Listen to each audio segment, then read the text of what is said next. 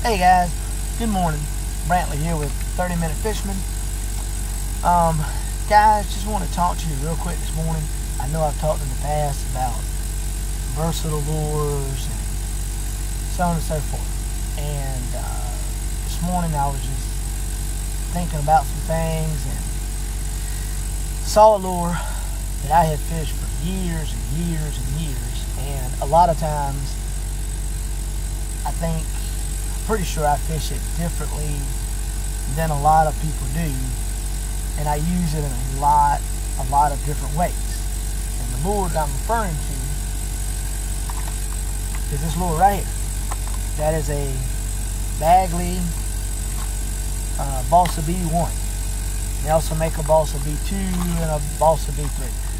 They just get bigger. This is 5/16 of an ounce. This is kind of the smaller one. Now this is a balsa lure. I mean, it is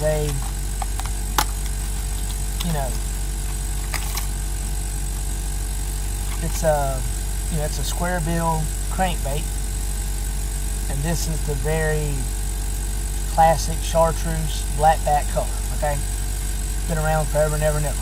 Again, you see that big square bill. Okay, so it's pretty much a square bill crankbait, which I've done videos before. I love to fish square bill crankbaits pretty much year round. Now, a lot of the square bill crankbaits that you see out nowadays are not made of balsa.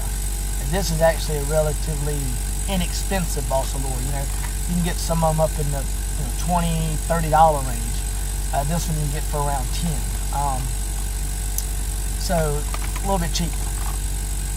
And basically, with that balsa wood, this bait is gonna swim differently than your plastic square bills. Okay. One of the main things about this balsa wood is it's so buoyant. It's very buoyant. So when you stop this thing, it comes right back. So in other words, it's swimming along, it bumps into something, you stop it, it floats up really quick, and then you can take it off again. And that's one of the keys to fishing this lure, bumping it into stuff, stopping it, letting it float up, and then sometimes you may be able to run it into something 2 or 3 times. Now, because this lure is also so buoyant, what you can also do, you can make a long cast with it, a fairly long cast, and you can fish this guy on top. And a lot of people don't do this, but I'm telling you, it works.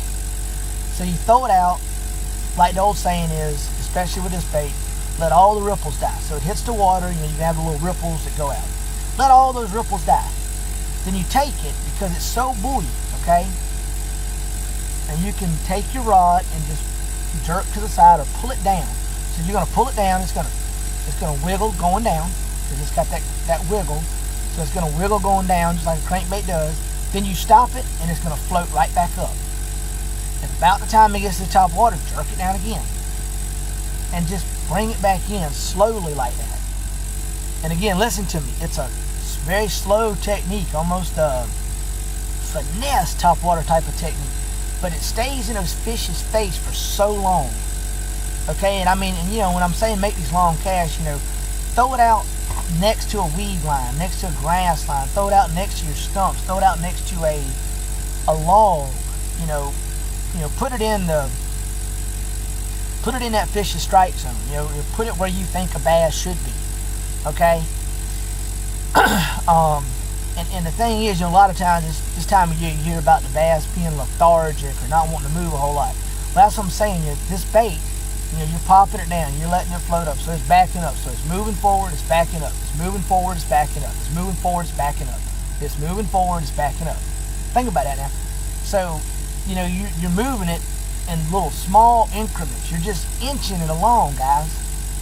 And I'm telling you, they will annihilate this thing. I mean, they hit it with a vengeance.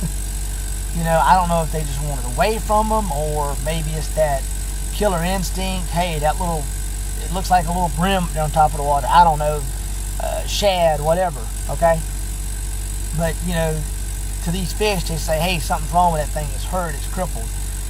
And another way to fish this same bait, is when you throw it out, keep your rod tip high and reel along, and you can pretty much make it wake underneath the water. So again, you're still going to get that wobble, it's going to come along there wobbling, and it's going to kind of roll and wobble. Okay, and this thing sends out a big disturbance through the water, you know. Because I mean that's a fat, you know, it's not a big bait, but that thing, it's chunky. It's a fat bait. I mean, you know, look how wide that thing is, you know. And so when all that, you know, when all this starts moving through the water,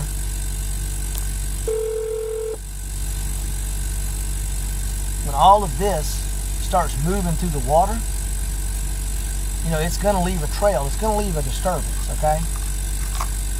So that's what I would say, you know, it's going to lead that disturbance. So again, pop that rod tip up high and reel this thing like a weight bait. And then of course there's just traditional throwing it out there and fishing it like a crankbait.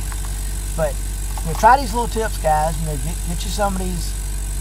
And I mean, this can work with some of the plastic baits nowadays, but honestly, you really need a bait like this balsa, this Bagley lure here, again, for that buoyancy, for the way it floats up so quickly. But again, guys, try these tips I give you. I'm telling you they work. I promise you they work. And you know, a lot of times it just helps to do things differently, try a little different things. Because like I said in one of my last videos, and sometimes we make our own luck. You know, if you keep doing the same thing over and over and over again, and you keep getting the same results, well, guess what? Maybe you need to change something up, okay? I'm just saying. You know, so a lot of times we make our own luck. You know, so get out there, fish hard. Just like I said before in life, you know, the harder we work, sometimes the luckier we get. You know, the more we work at achieving success, the more success we're probably going to have, guys. Same thing in fishing.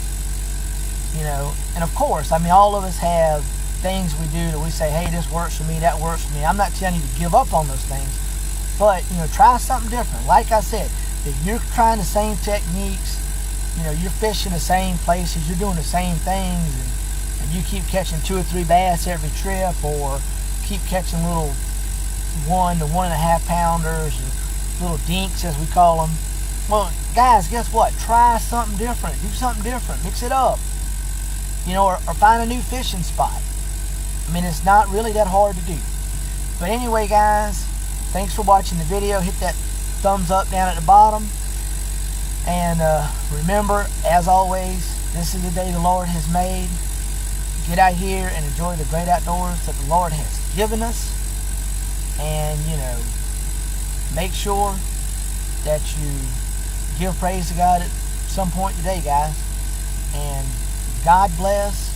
Again, this is Brantley with 30-Minute Fisherman. Hit that thumbs up down at the bottom. If you're not a subscriber, go ahead and subscribe.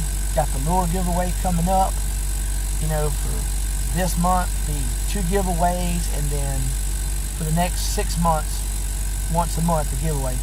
So you got all kind of cool free lures, you know, whopper ploppers, some of these Bagley baits, all kind of stuff in there. So anyway, guys, thank you so much for watching, and God bless, and I'm out.